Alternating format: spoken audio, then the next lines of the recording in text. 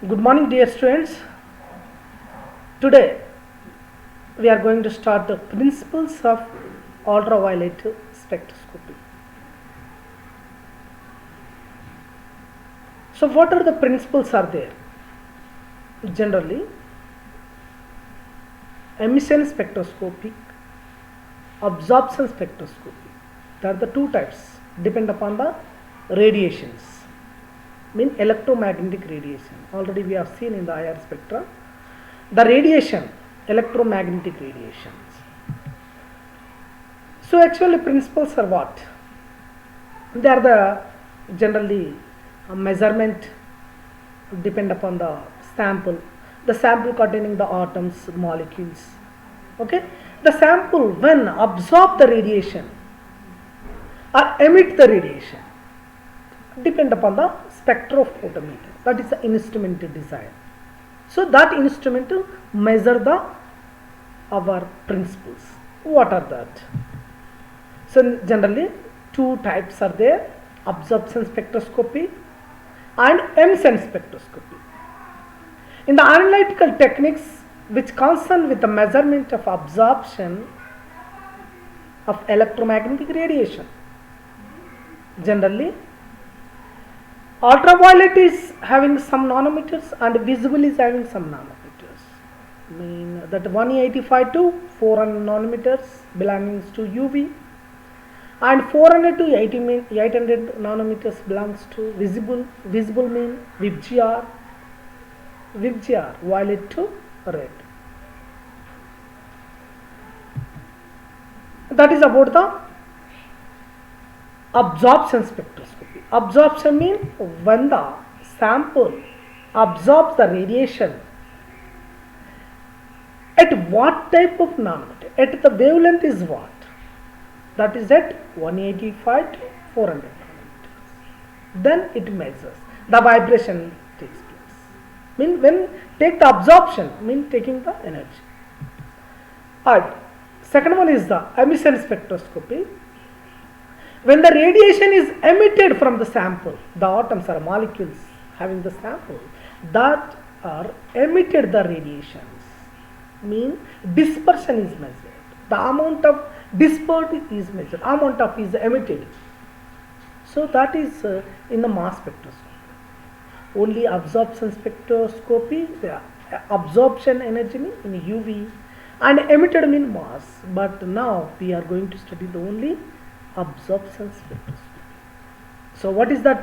Interaction of electromagnetic radiation with matter. What is the interaction? Mean radiation interact the matter. Matter means atoms, molecules or whatever.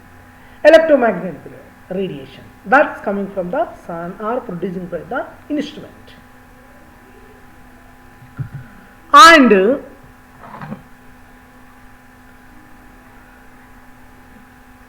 interaction of EMR with matter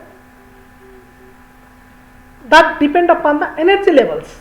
In every atom, you know that according to Bohr scientists, the energy levels E1, E2, E3, E4 up to En. That is N1, N2, the energy levels.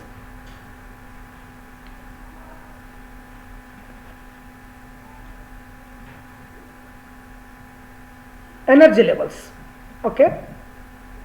At a particular temperature, we are giving the energy, mean lower the energy, we are giving that outside energy, that molecules excited, they move to another state, excited state, mean ground state to excited. When we apply the some energy or giving some heat. Mean in the same case when we are giving that visible radiations or light radiation, it absorbs the radiation. So that atom containing the electrons, and especially outermost electrons or lone pair of electron, that electron is promoted to higher energy, mean lower to higher state. For example, E1 is there, then they are jumping to the higher level, E2 level, then E2 to E3 level, means valency electrons are participated, then the valency electrons are absorbed the energy. So we know that according to Einstein principle, delta E is equal to h nu. So energy is equal to frequency multiply with Planck constant, that is h nu.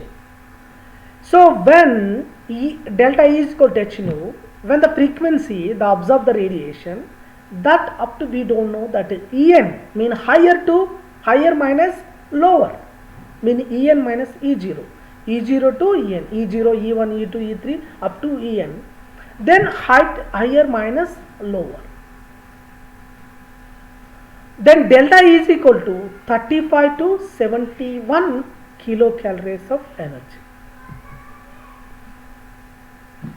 So when the interaction of EMR, that is the first one is the electromagnetic energy level. Now second one is the vibrational energy levels. Mean every atom, we have seen in the IR spectra that molecules are vibrating, electronic vibrations. Mean less energy levels than the electronic energy levels. Mean vibration levels are very less than the electronic energy levels. They are spacing between the levels relatively very small, that is 0.01 to 10 kilocalories per mole. For example, IR radiation absorb the molecule are excited from vibrational level to the another vibrational with higher amplitude. Okay, that is in IR. So third one is the interaction of EMR with matter, rotational energy levels. These energy levels are quantized or discrete and discrete. Mean the space between the energy levels are even so smaller than the energy vibrational levels. Mean so we have to remember at least that energy level, the energy, the difference delta E mean difference between the two energy levels. The rotational energy levels are lesser than the vibrational energy level, than the electronic energy levels. So in the principles we have seen the two principles are there. Then we go for the transition of electron, that also belongs to principles. So Lambert's-Beer's law, both Lambert's law and Beer's law. So Lambert's law, what is meant by Lambert's law? Both are same, but a minor difference are there. When the electromagnetic radiation, we have to say the monochromatic radiation. Monochromatic means one single line, one single radiation is passed through the solution containing the thickness or thinness. That electromagnetic radiation, when passed through the solution, the decrease in the intensity of the radiation with the thickness of the solution, that is decreases with the thickness, is directly proportional to the intensity of the incident light. The incident light always depend upon the intensity of the light, depend upon the thickness of the solution when pass the light through the solution. So let I mean absorbed light be the intensity of the incident light. I is equal to incident light, that how much of intensity is there. X be the thickness of the solution. X mean I and X, we have to remember in the formula. I is what? Intensity of incident radiation, and X is the thickness of the solution.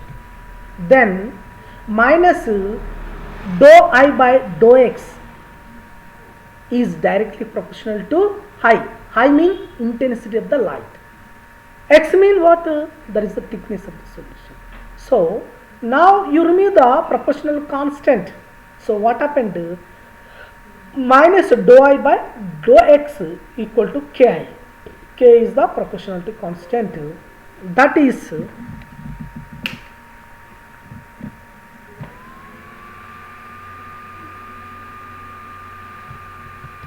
integrate equation between limits.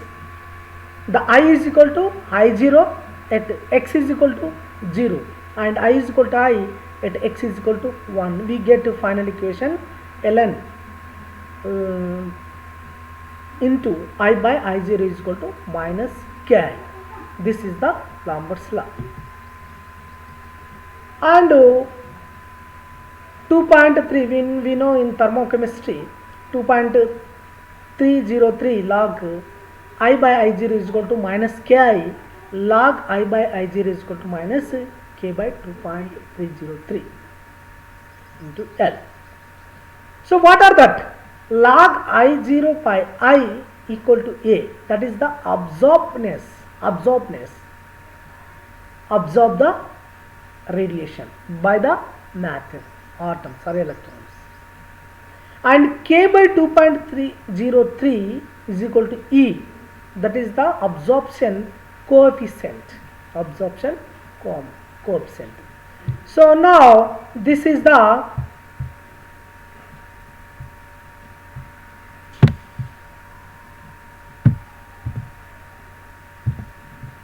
this equation.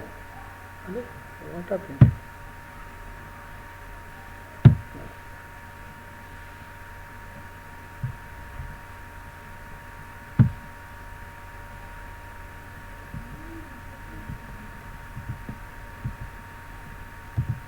So this is the final equation of Beer's law.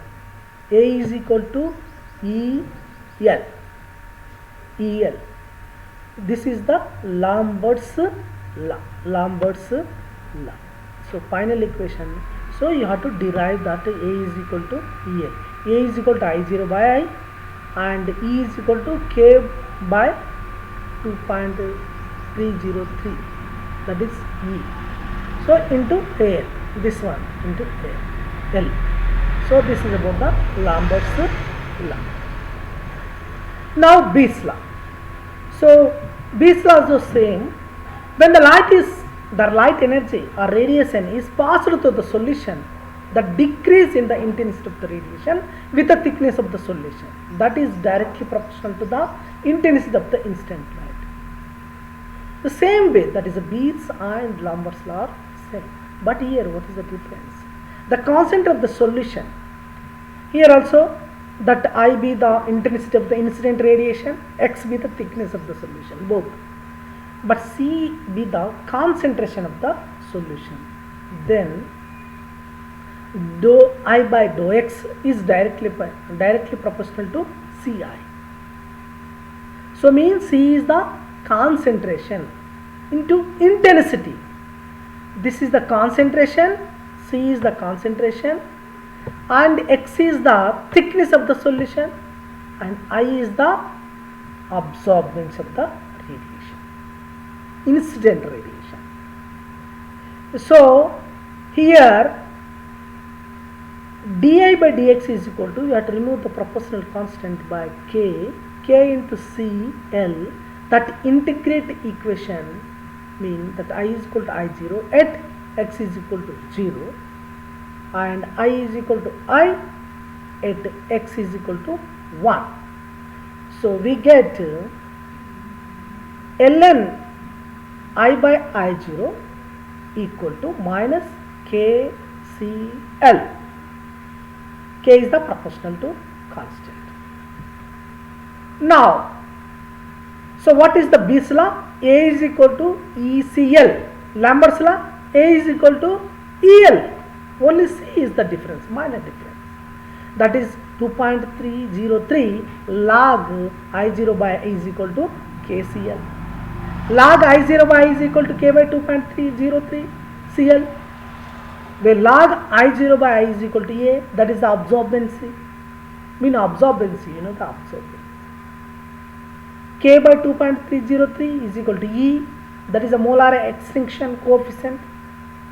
Then the final equation of Beer's law, this is a Beer's principle, A equal to ECl, that is Beer's law. Lambert's law and Beer's law. Absorption spectroscopy, emission spectroscopy, Lambert's law and Beer's law. These are the principles, main principles of UV light. Okay.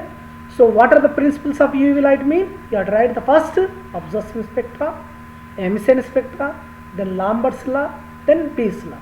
These are enough for that principles of UV spectroscopy. And what are the transition? Next question. They will ask sometimes the When the absorption of light, what happens inside of the molecule? Inside what happens? Electrons are there. That electrons energy levels are there. That one energetic electron jumps to one level to another level. That is called the electronic transition. Here, electronic transitions. This is our next. So here, when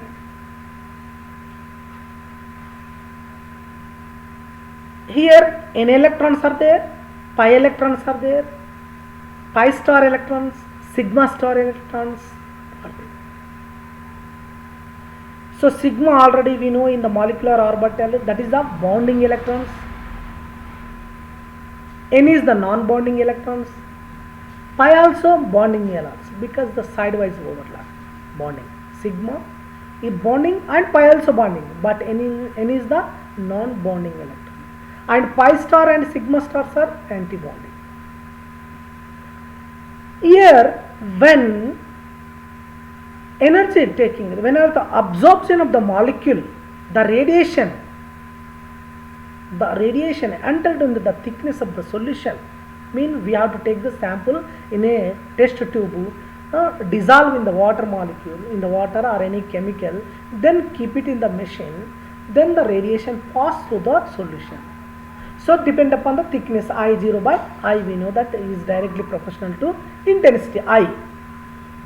That is the main important. So here the depend upon the electrons, either pi electrons are there or single electrons are there. Pi mean C double bond C, single mean C1, C bond C. So what happened here when the light is positive, whereas sigma bonding electrons inside, when they are jump into the sigma star, that is mean bonding to anti-bonding. Sigma electrons jump into the anti-bonding sigma star, that is sigma to sigma star. When pi to sigma to pi star, anti-bonding sigma to pi star, that is the sigma pi star, mean sigma bonding to anti-bonding, pi star anti-bonding.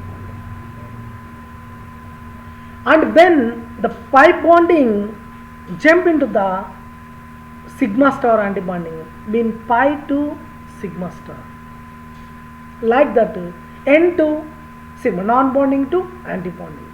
So these are far UV, mean the lambda length is less than the 190 nanometers, less than the 190. These are especially. So that is far UV.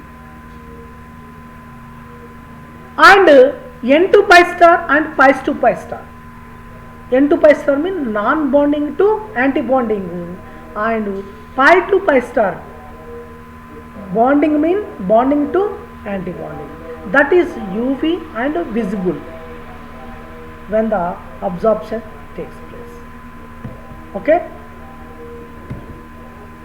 So already I told you the possible electronic transition, sigma to sigma star transition, pi to pi star transition, n to sigma transition. These are the 6 types already I explained to you. So what happened? What type of molecules? Example, we have to tell that. All these examples. So what happens, sir? What sigma to sigma star? When the methane molecule sample is there in our test tube, you take the some methane and dissolve it and keep in the instrument, the pass the radiation. The radiation, monochromatic radiation, pass through this solution. Then that the molecule or orbital are excited to corresponding to anti-bonding orbitals. Mean sigma to sigma star. All are sigma molecules. In methane, 4 bonds are there. CH bonds are all sigma molecules are then to excited to sigma star molecule. Mean anti-bonding. That is best example is the methane. Can undergo this tunnel. It absorbs maxima at 125 nanometers. Like that, pi to pi star. Here pi mean all are pi bonds, double bond. You know the more than one bond is the double bond. So sigma. and pi. So pi to pi star. Here we know generally double bonds are where alkenes and alkynes are carbonyl compounds. Carbonyl compounds, nitriles, carbonyl compounds C double bond O. Alkynes mean C triple bond C. Nitriles mean nitriles NO2 N double bond O. Aromatic compounds, it's a very important, it's a good transition in all aromatic compounds because all our pi bonds are there. So it is very useful in all aromatic compounds, alkenes, alkynes, carbonyl compounds, all are transition takes place. So UV absorption is very good in this case, pi to pi star. It is happened especially, what is the reason? At 172 to 205 nanometers. And next, N2 sigma star, non-bonding to anti-bonding transition. Here especially, the atoms like oxygen, nitrogen, sulfur, halogens are capable to transit the non-bonding. They are non-bonding, they are not participated, especially lone pair of electrons are called the non-bondings. They are not participated. So that type of electrons especially present in oxygen, nitrogen, sulfur and some halogens. So these are especially from non-bonding to sigma star, anti-bonding. Okay. So these are usually required the lesser energy than the sigma to sigma star. And UV region is the 152 to 250 nanometers. Okay. Now non-bonding to pi stars. The best example carbonyl compounds CO and nitriles and NO. So these are about 300 nanometers. These are also. And sigma to pi star transition, pi to sigma star transitions. These are actually forbidden transitions and are only the theoretically possible, that is not practically. Okay, thus N2 pi star and pi to pi star transitions are shown in the region about 200 nanometer, which is accessible to visible spectroscopy. N2 pi star and pi to pi star. So UV spectrum is of only a few broad of absorptions. Okay, this is the instrument. You have to see the instrument is not on our syllabus, but just like see that this is the mirror and this is the mirror. These are the lamps, tungsten lamps, because the tungsten lamp give the absorption radiation, UV radiation. Then it is filtered and the beam splitting is there. Here you have to take the methane and any organic compound you have to keep here, and this sample is the radiation, the monochromator radiation passed. This radiation passed through our sample, and here the diodes are there, photodiodes, and processing the diode. So here the data is recorded, that is the wavelength is recorded. So depend upon the wavelength what type of compounds we can. These are the terms. Okay, and what are the terms we are using? So chromophore is the color. It is a molecule mean responding that, importing the some color. So color compound is tomato, capsicum. Tomato, what is the color? It is a red color, the Lycopescum esculentum, and capsicum frutescens, green color. So these are the scientific names: capsicum frutescens and Lycopescum esculentum. What are that? In the beta carotene, what is there? The carotene, the beta carotene. These are what? All are double bond. Pi to pi star are non-bonding to pi star. All functional groups are double bonds are there, especially they are appeared 200 nanometers. So nitrogen dioxide, NO, CO, C double bond, C triple bond, are colored compounds. These molecules, C double bond SC. Okay, and chromophore.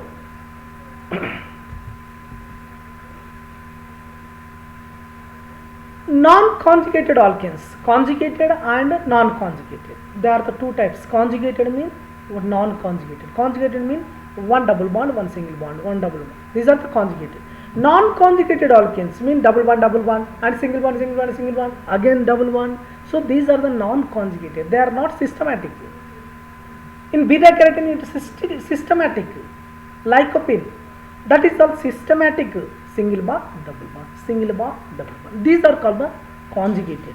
But whereas the non-conjugated, these are the intensity absorption below 200 nanometers, are therefore they are inaccessible to UV spectrometer.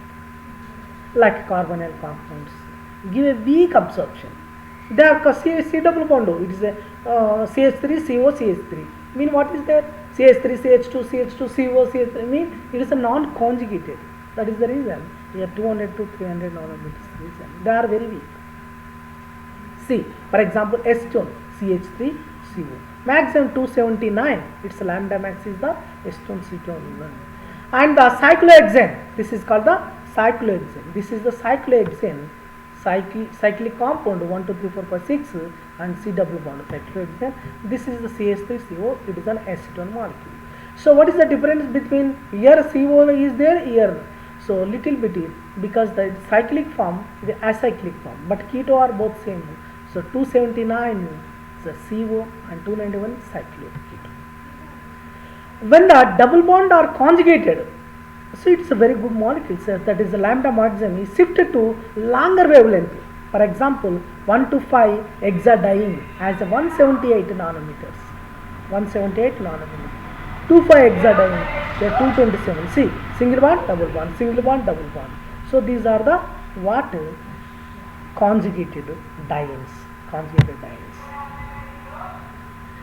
And another example like ethylene. Ethylene and keto molecule. Crotonaldehyde CH2 double bond CHCO CH3. This is the name is the crotonaldehyde.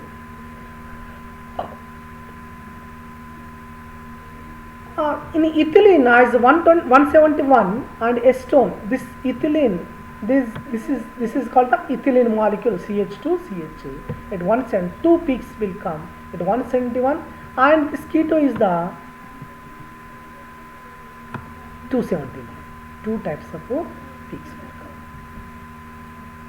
That is a chromophore. And now oxochromes.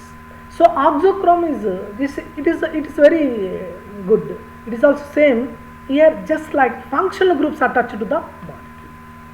Functional group attached to mean the oxochrome or chromophore. So functional group is carbonyl compounds, alkenes, and same. There is no difference. Oxochrome means they are attached to the functional group, which modifies the ability of the chromophore and absorb the light. For example, one cyclohexane is there. Suddenly it appears the functional group CHO. Mean that the nature of the chain will change. It became an aldehyde. First of all, that is hexane. Now hexane aldehyde. Mean the nature, mean the oxochrome chain. That is called the oxochrome.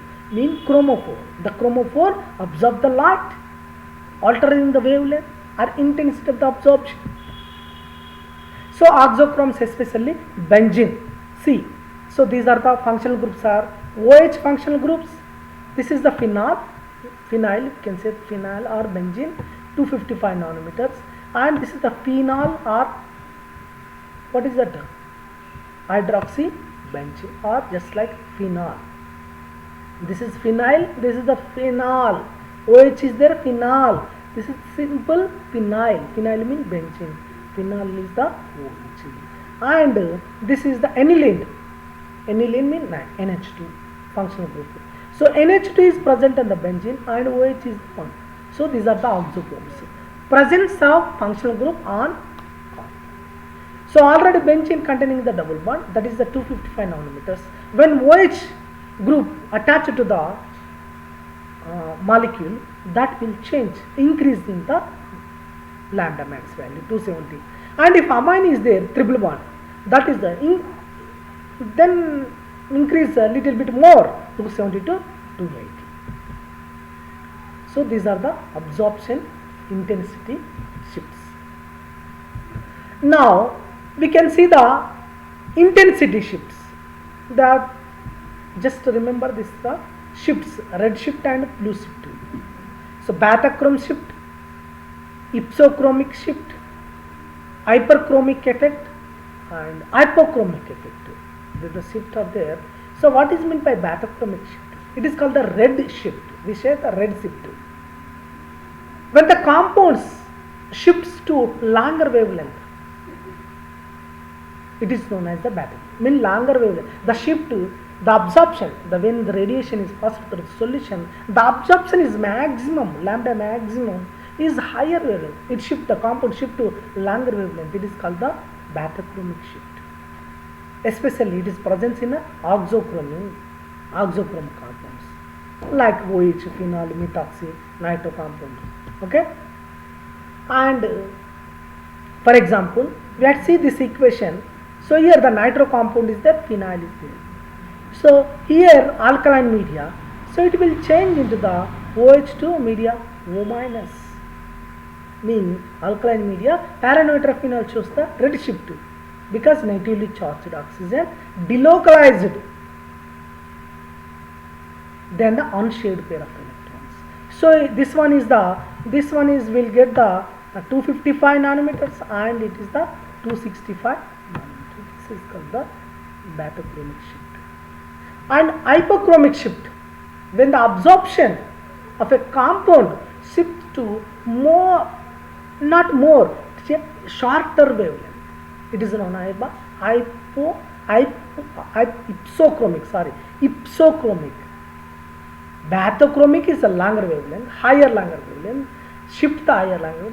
Hypsochromic is shorter wavelength, it's a less wavelength. So these are generally removal of conjugation or by the change of solvent.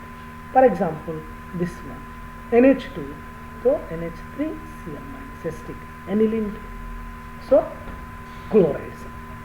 So 282 mean 265, mean higher to lower, that is the lower to higher. In bathochromic, higher to lower to higher, hypsochromic is higher to lower. Next, hyperchromic. So these compounds increased, mean absorption of intensity of compound is increased. The absorption is increased, mean known as the hyperchromic shift. Hyper mean high, increases. Generally, oxochrome of the compounds generally, if the intensity of the absorption increases. Generally, pyridine and 2-methylpyridine. So pyridine and 2-methylpyridine. Example, best example. And hypochromic effect. So here the absorption of intensity of the compound is decreased. That is hyper. Hyper mean high, increase that intensity. Here the decrease the intensity. The compound is decreased. It is known as the hypochromic shift. Example, naphthalene, 2-methyl-naphthalene, all that. Okay, these are the shift and effects. What is that? Blue to red shift. So lambda. So blue to red shift. Higher to lower. This is the best graph shift. You have to remember this graph. See. So blue shift to mean coming this. Higher to lower. Red shift mean higher to lower to higher. And hyperchromic shift mean lower to higher. And hypochromic means higher to lower. So the wavelength. So this is the best example to remember the all shifts. Okay. Now applications, principles and applications. So what are the? We know just we studied oxochromic mean identification of compounds, all organic compounds containing the double bonds. Mean aromatic compounds, carbonyl compound identification or different type of color. So the aroma means smell, giving the good smell. So we have to non-aromatic compounds and aromatic. We have to separate by using of UV spectroscopy. So in this both qualitative and quantitative analysis are there. They are characterizing the aromatic compounds and conjugated and non-conjugated olefins. Olefins mean double bonds. Conjugated mean one and non-conjugated. Conjugated one double bond, single bond, double bond. These are the conjugated. We can identify the molecules by conjugated molecules, non-conjugated mean aromatic molecules, non-aromatic molecules. We can use this using of this one. This is a very good application. And Molar concentration, we can use it by this to find out the molar concentration, and detection of impurities also. So the pure compound is there and some impure composition. So impure give that there is no absorption, there is no radiation, so that is intensity will decrease. Concentration is a more, but absorption is less, mean some impurity is there. So it is one of the important method to detect the impurities in inorganic solvents. Inorganic solvents mean organic benzene is there. Some impurity salt is there, some inorganic compounds are, but the solution concentration more, but the absorption is less. So means something impurity is there in that sample. We can study that too. And detection of isomers are possible. Isomers, we know the isomers we studied already in the isomerism, stereochemistry. So many isomers are there. That also possible to detect by using of this UV. And determination of molecular weight using Bees law. So sometimes we can, in the earlier, before coming the mass, we have to use this one, mass also, molecular weight of the compounds. Okay. So now we have completed today what? Principles of UV and applications.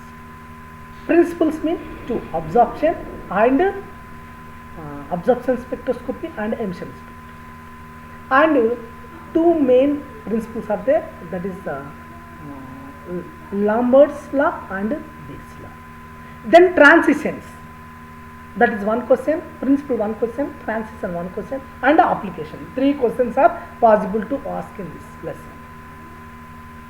So transition, n to pi star, pi to pi star, sigma to sigma star, sigma to pi star, like that transitions. So we have to that. And shift, the shifts will come in the transitions. We can write the shifts are no need, but sometimes may ask the one more questions. Okay, thank you very much.